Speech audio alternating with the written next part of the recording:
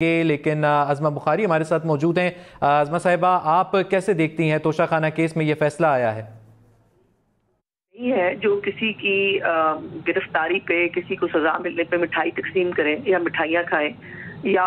Celebrate کریں، لیکن fact تو یہ ہے کہ بانی پی ٹی آئی جو ہے، جو ایک طرف یہ کہتے تھے ان کو اللہ نے بہت کچھ دے دیا ہے، ان کو کسی چیز کی ضرورت نہیں ہے، انہوں نے زکوٰۃ اور خیرات کھانے کی جو ہے وہ چھوٹی حرکت سے لے کر جو تحفے ہیں ان کو بیچنے تک، ان کو ایک کاروبار بنانے تک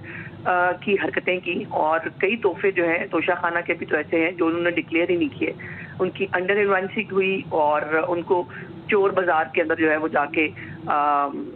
بیچ دیا گیا۔ اس کے اوپر ابھی تو منی لانڈرنگ کا الزام جو ہے وہ لدا ہے کہ جس طرح سے یہ گھڑی ہے، گھڑی والا سیٹ جو ہے یہ باہر بیچا گیا، فرق ہوگی جو ہے وہ اس کو جہاز میں لے کے آئی ان کو پیسوں کو کیش میں۔ تو یہ بہت ساری چیزیں ہیں جو اصلیت ہے، جو وہ جعلی صادق اور امین ڈکلیئر کیے گئے تھے۔ ہمیں ترجمان بلوچستان جان اچکزئی نے بھی جوائن کیا ہے۔ آپ کیسے دیکھتے ہیں اس معاملے کو؟ 14 تو آپ کو کیا لگتا ہے کہ یہ ایک مکسڈ رائے چل رہی ہے؟ کیا ایسا ہوگا کہ نون لیگ کی اگر حکومت آتی ہے تو وہ انتقام نہیں لے گی؟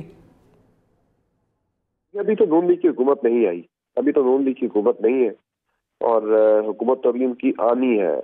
جو ممکنہ طور پر بظاہر نظر آ رہا ہے کہ شاید اگلی حکومت شاید نون لیگ کی ہی آئے۔ جو ہم دیکھ رہے ہیں کہ جو ایک ٹریٹمنٹ ان کو اسپیشل مل رہا ہے تو وہ انڈیکیٹ تو یہی کر رہا ہے کہ شاید اگلی حکومت نون لیگ کو دی جائے گی۔ لیکن وکٹمائزیشن جو ہے وہ تو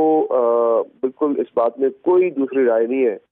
کہ اگر نون لیگ کی حکومت آتی ہے تو وہ پاکستان تحریک انصاف کے ساتھ اپنا سکور سیٹل کرے گی،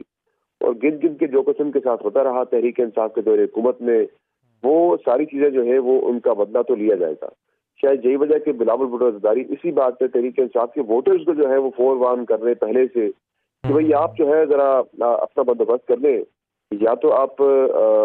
دیکھ لیں کہ حکومت نون لیگ کی آنے دیں، پھر آپ کہ نون لیگ کی حکومت آ جائے وہ آپ کے ساتھ بدترین سیاسی انتقام لے آ کے، یا پھر آپ پیپلز پارٹی کو ووٹ دیں کہ بھئی پیپلز پارٹی آ کے آپ کو جو ہے انتقامی سیاست سے بچائے آ کے۔ تو بھی اسی چیز پہ کیپٹلائز کرنے کی کوشش کر رہے ہیں کہ نون لیگ کی ایک یہ ہے کہ وہ ہمیشہ ظاہر ان کا رہا ہے، پہلے پیپلز پارٹی کے ساتھ ان کا مسئلہ چلتا رہا کہ آصف علی زرداری کو جیل میں ڈالا گیا، بینظیر بھٹو نے فیس کیا کافی زیادہ، تو اب وہ وہی چیز جو ہے وہ وار وان کر رہے پی ٹی آئی کو بھی۔ تو یہ تو ہونا ہے، یہ تو مجھے ہوتا ہوا نظر آ رہا ہے کہ یہ چیز ہوگی، اور اس میں تو کوئی جو ہے وہ دوسری رائے نہیں ہے۔ کوئی بندہ بھی اس سے انکار نہیں کر سکتا کہ نون لیگ جو ہے وہ اگر حکومت میں آتی ہے تو وہ تحریک انصاف کے ساتھ اپنا سکور سیٹل نہیں کرے گی۔